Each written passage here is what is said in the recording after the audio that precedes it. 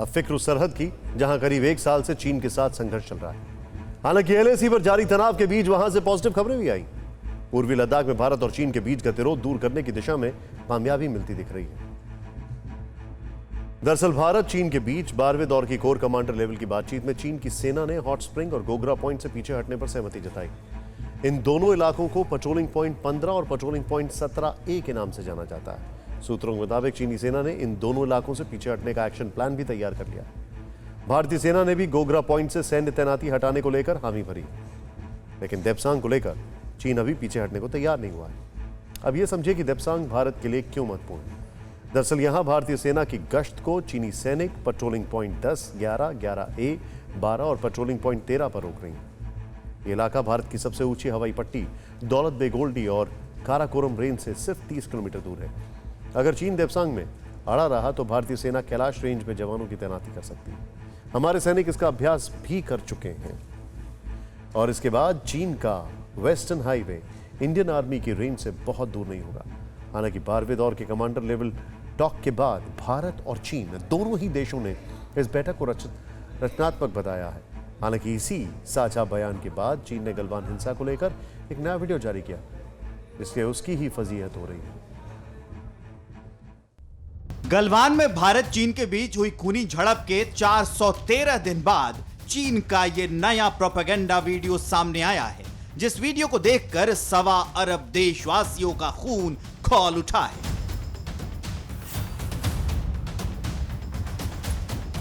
अड़तालीस सेकंड के इस वीडियो में चीन के जवानों का गलवान घाटी में मचाया उत्पात दिख रहा है। वो पत्थरबाजी करते दिख रहे हैं और भारतीय सैनिक पूरे धैर्य के साथ पीएलए का मुकाबला करते दिख रहे हैं। पूर्वी लद्दाख का ये वो सच है जो धीरे धीरे सामने आ रहा है। चीन ने प्रोपेगेंडा के लिए इस वीडियो को अपने एक टीवी चैनल से प्रसारित किया, लेकिन चीन का यह प्रोपेगेंडा उल्टा पड़ गया, क्योंकि इस वीडियो में दिख रहा है कि गलवान नदी के जमा देने वाले पानी में भारतीय जवान मोर्चा संभाले हुए हैं। चीन की उस निगरानी पोस्ट को नष्ट कर रहे हैं जो उन्होंने एलएसी का उल्लंघन करके बनाया है, और तभी ऊंचाई पर खड़े चीन के जवान भारतीय फौज पर पत्थरों से हमला कर देते हैं। चीन के जवानों ने भारतीय सैनिकों को उकसाया तो उन्हें करारा पलटवार मिला। आमने सामने की जंग हुई और हालात ये हो गए कि चीनी सैनिक गलवान नदी की तेज धार में बहने लगे। इस वीडियो में यह भी दिख रहा है कि चीनी सैनिक लाठी और धारदार हथियारों से लैस होकर भारतीय सेना से भिड़ने आए हैं।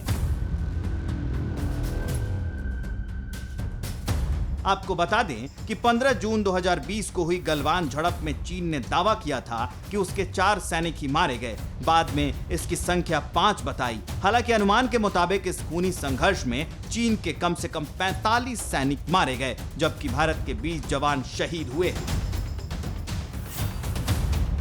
गलवान में चीन को उसकी गुस्ताखी का भरपूर जवाब मिला।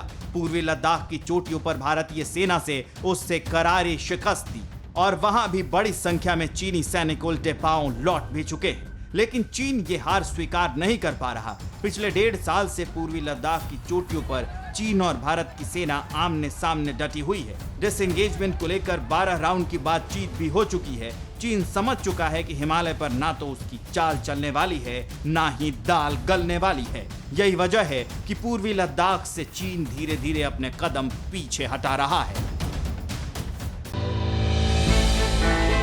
हमने की गलती फिर एक बार, कोरोना ने किया दोबारा प्रहार। मास्क, 2 गज दूरी, करें अपनी सुरक्षा खुद।